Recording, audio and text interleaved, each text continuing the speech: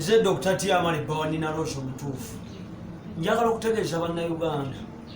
nti whatever you are hearing of Dadandre before bafere babitambuza kubanga nkoze ebintu bingi okubeezaawo Nina Rose omuggo gwa Musa base gye nakula G6 esiri wagon nagiwa Nina Rose kati gwe Dadandre ofu butukanoga nti twala Nina Rose temujja kuzanyira ku bakazi baffe nyimiriddewo bakufa nfe nja kulwana okuuka omukira ng'omunya nero nja kubba mukazi wange Dadandre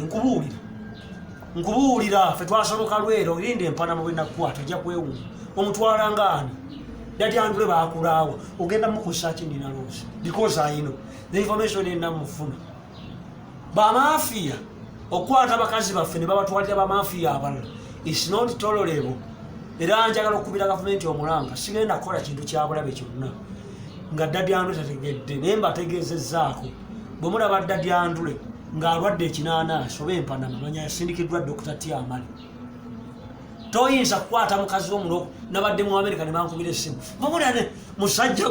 mbwani omutwala waani omanyi gyenva Dadandre omanyi gye tuyise ne Nina Rose tell the public wa gye wamujja omanyi bye mukoledde kale nkuteereddewo opportunity if you want to take Nina Rose komyawo bye namuwa byonna komyawo nyaabo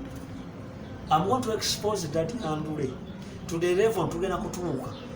kubanze bannyanjula ewaabwe in fact ne Lydia Jasmine yali yannyanjula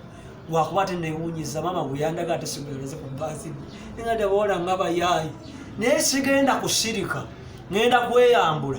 ngenda kwambala essaati ennene okutuuka gavumenti bwenawuliza omusango wange neegusala Dadandre wabba Nina Rose Nina Rose wa Dr. Tiensi yonna ekimanyi Dr. Tiamale omuggo gwa Musa n'omuti gwa White Stomach Premium White Detergent bawa Nina Rose Status Benz Spear Motors City ya Biduduma ondabye kati osobola mutwala otya nkologa nkusiranye Dadandre nkusula eddalo le Kasasiro nkusiranye tatiko kuwagira people power